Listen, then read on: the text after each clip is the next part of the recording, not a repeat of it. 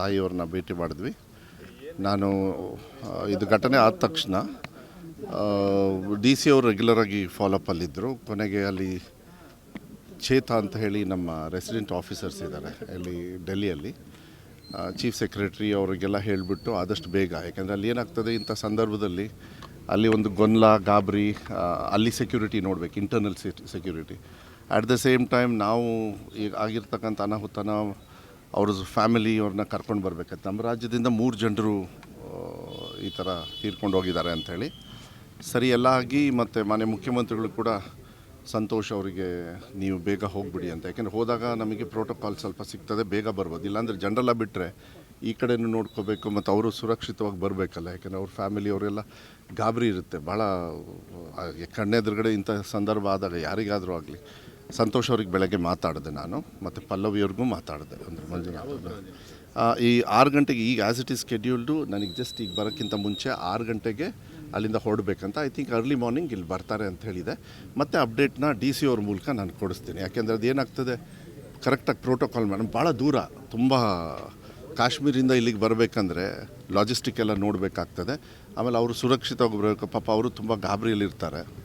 So ಮತ್ತು ಇನ್ನು ಉಳ್ಕಿ ವಿಚಾರ ಎಲ್ಲ ಆಮೇಲೆ, ಯಾಕೆಂದರೆ ಅವನು 18 ವರ್ಷ ಪಾಪ ಮಗ 97% ತೊಗೊಂಡಿದ್ದಾನೆ. ಏನೋ ಒಂದು ಭವಿಷ್ಯ ಇಟ್ಕೊಂಡು ಎಲ್ಲ ರಜಾ ಅಂತೇಳಿ ಹೋಗಿದ್ದಾರೆ. ಅವ್ರ ತಾಯಿ ಹೇಳಿದ್ದಾರೆ ಸ್ವಲ್ಪ ನೋಡಿಕೊಂಡು ಹೋಗ್ಬೇಕಪ್ಪ ಅಂತಲೂ ಹೇಳಿದ್ದಾರೆ.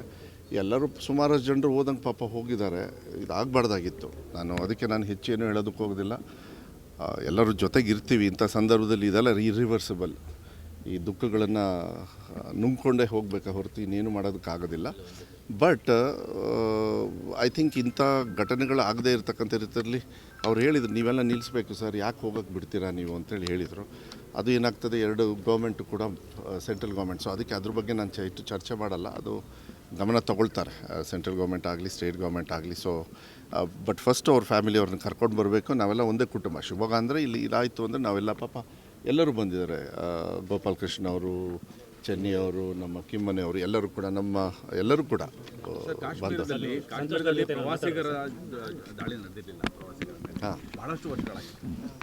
ಈಗ ಬರಲಿ, ಫಾರ್ಮಾಲಿಟೀಸ್ ಎಲ್ಲ ಆಗಲಿ. ಈಗ ಸದ್ಯಕ್ಕೆ ಅವರು ಭವಿಷ್ಯಕ್ಕೂ ಅವ್ರ ಮಕ್ಕಳಿಗೆ ಮತ್ತು ಪಲ್ಲವಿಯವರು ಕೂಡ ಮ್ಯಾಮ್ಕೋಸಲ್ಲೋ ಎಲ್ಲೋ ಕೆಲಸ ಮಾಡ್ತಾಯಿದ್ದಾರೆ.